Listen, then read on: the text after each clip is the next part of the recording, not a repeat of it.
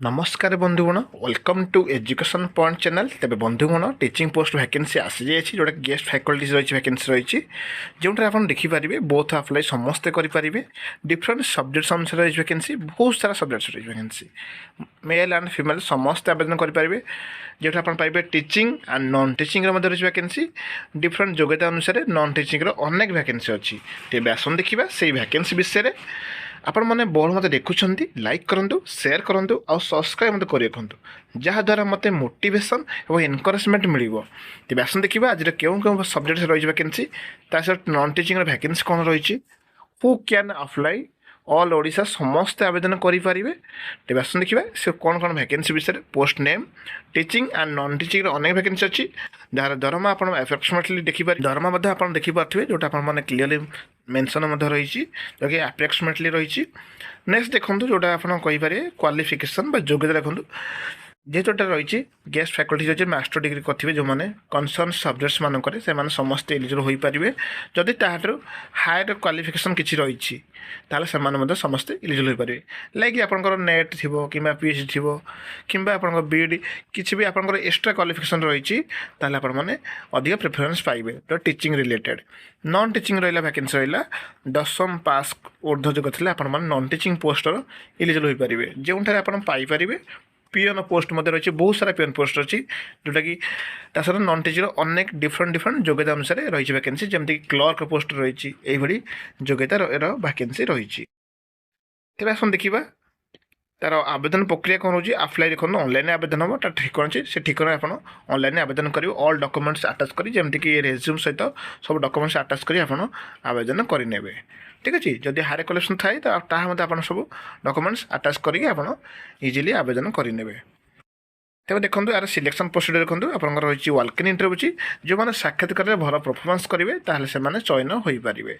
तेज आस देखा क्यों कॉलेज मानक रही वैकेंसी रही केतोटी वैकेंसी अच्छी सब्जेक्ट्स कौन रही वैकेंसी सब डिटेल्स आपण मानक मु देखई नौची। देखो जो वैकेंसी देखो लेक्चर पोस्ट अच्छी फिजिक्स रही केमिस्ट्री रही बटानी अच्छी जूलॉजी अच्छी आउ इंग्लिश रही अनेक लेक्चर पोस्ट अच्छी जो मैंने आप देखिपे समस्ते डेट अच्छी इंटरव्यू डेट मेंशन अच्छी 4/9/2024 अच्छी फ्राइडे अच्छी 11 AM अच्छी।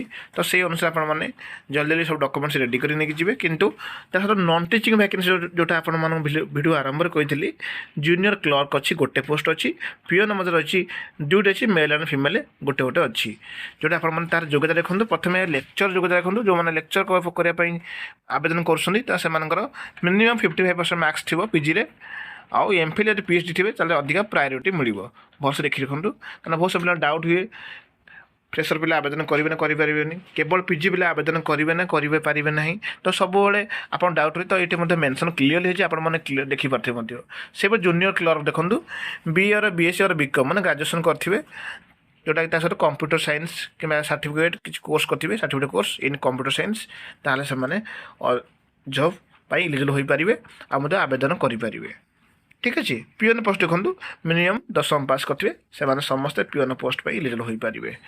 आप देखिले आज वैकेंसी फुल डिटेल्स जार दरमा देखी जार योग्यता देखिले सहित लेक्चर पोस्ट केतोटी अच्छी वैकेंसी कौन कौन सब्जेक्ट रही वैकेंसी देखिले एवं जूनियर नॉन टीचिंग देखिले एवं क्वालिफिकेशन देखिले देखो तार डेट देखिले इंटरव्यू डेट देखिले आवेदन केमी करवा जोटा आप वीडियो आरंभ करते ऑनलाइन ही आवेदन हम तार ठिकाना आप मो डेस्क्रिप्शन पाइबे से डेस्क्रिप्शन पाइला ग्रुप पाइबे ग्रुप रे जॉइन करी आपन सेटारे सब डिटेल्स पाई जाई पारिबे।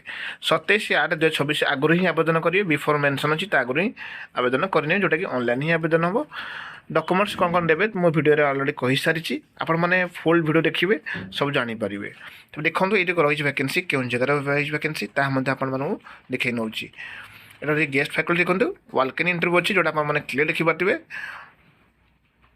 देखंतु गोटे महाविद्यालय तरफ रही वैकेंसी डिग्री कॉलेज तरफ बहुत बड़ा वैकेंसी जोटा कि नवरंगपुर जिला तरफ रही वैकेंसी आप देखिए क्लीयरली।